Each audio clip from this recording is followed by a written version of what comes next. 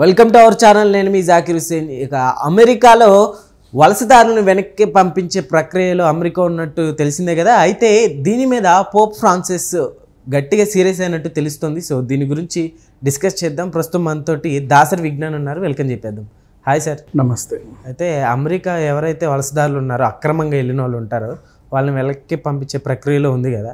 అయితే Pope Francis ఎవరైతే ఉన్నారో ఈయన అంటే వాళ్ళని అవమానించినట్టుగా ఉందన్నట్టుగా కొంచెం ఫైర్ అవుతున్నారు అనమాట. సో దీని గురించి ఒకసారి వివరణ ఇస్తారా?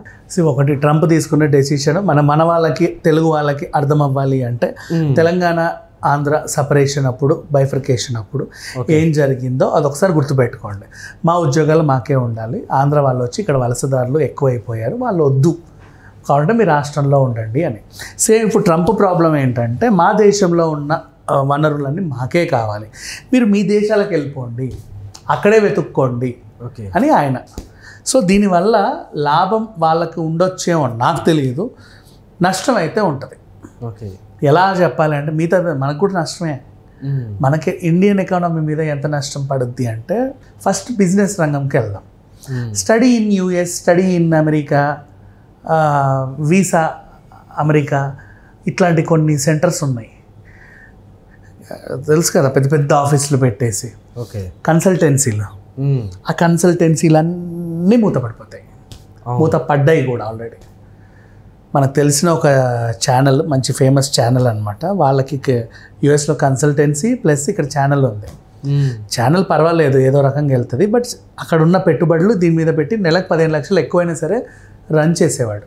ఓకే, ఇప్పుడు అక్కడ ట్రంప్ గెంటేసాడు అని చెప్పేసి ఆ ఛానల్ 4 బిల్డింగ్లో ఉంటే అందరూ కలిసి ఒక బిల్డింగ్కి వచ్చి 6 యాంకర్లను లేపేశారు, 10 మంది కెమెరామెన్లను లేపేశారు, మిగతా కాస్ట్ కట్టింగ్ అంతా చేసుకున్నాడు అనమాట. ఇక మీదట మన జీవితం యూట్యూబే అని అది తెలిసింది నాకు. సో ఇట్లా చూసుకుంటే కన్సల్టెన్సీ బిజినెస్లు అన్నీ పడిపోతాయి. కన్సల్టెన్సీ బిజినెసే ఎంత పెద్దదో చెప్తా, ఇంకా మిగతా బిజినెస్ని మనం ఆలోచించవచ్చు. కాలేజీతో టైఅప్ పెట్టుకుంటారు, అలా టైఅప్ పెట్టుకుంటేనే కాలేజ్ వాళ్ళకు కూడా ఉపయోగం. ఎందుకంటే కన్సల్టెన్సీ వాడు డబ్బులు ఇస్తారు మాకు. నా కాలేజ్ కన్సల్టెన్సీ వాడు డబ్బులు ఇచ్చాడు, ఎంత, ₹1 కోటి ఇచ్చాడు. ఎందుకు ఇచ్చాడు? మా స్టూడెంట్స్ని వాడి దగ్గరకు పంపమని, వాళ్ళ దగ్గర సజెస్ట్ చేయాలి. మీరు ఎవరన్నా యూకేలో యూఎస్లో పోవాలనుకుంటే పలానా కన్సల్టెన్సీ వచ్చి పోండి అని కాలేజ్ రిఫర్ చేస్తే వాళ్ళు ఖచ్చితంగా అటు నుంచే వెళ్తారు. వాడికి వచ్చే దాంట్లో కాలేజీకి ఇంత, మళ్ళీ వాడు ఇంకొకరితో, ఇట్లా చాలామందికి మిడిల్ పీపుల్కి చాలా రూపాయల్లో కమిషన్ వెళ్తూ ఉంటుంది బేసిక్గా. అండ్ అదో బిజినెస్ దెబ్బ, అక్కడ రిసీవర్స్కి దెబ్బ.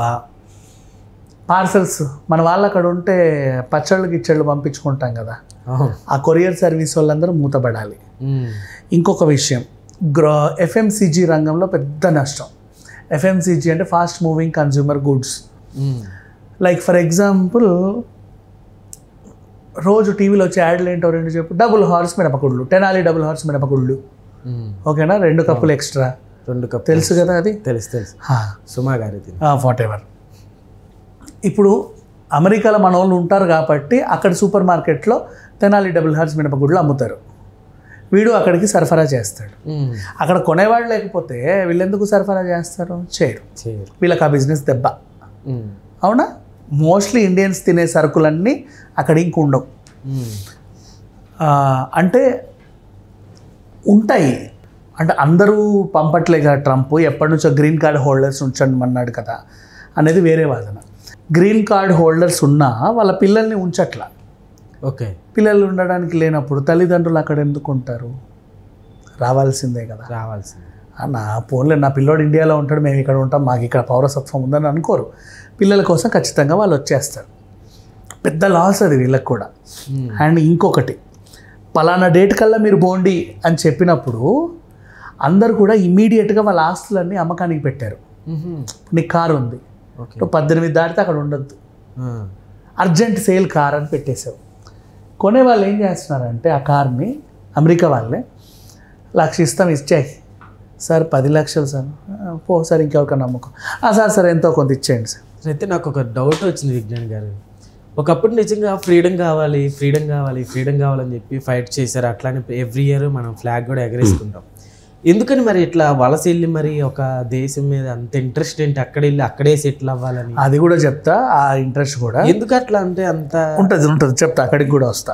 సో ఇప్పుడు ఇక్కడ బిజినెస్, ఇప్పుడు అమెరికా నువ్వే ఉన్నావు, నువ్వేం చేసావు, వీళ్ళందరి దగ్గర 30 కార్లు కొనేసావు, లక్ష పెట్టి 30 లక్షలు పెట్టి 30 కార్లు కొనేసావు, అమ్మేశారు నీకు కూడా. నువ్వు ఒక్కొక్క కారు 10 లక్షల చొప్పున అమ్ముకున్నావు, మళ్ళీ ఓవర్ నైట్ నువ్వు రిచ్.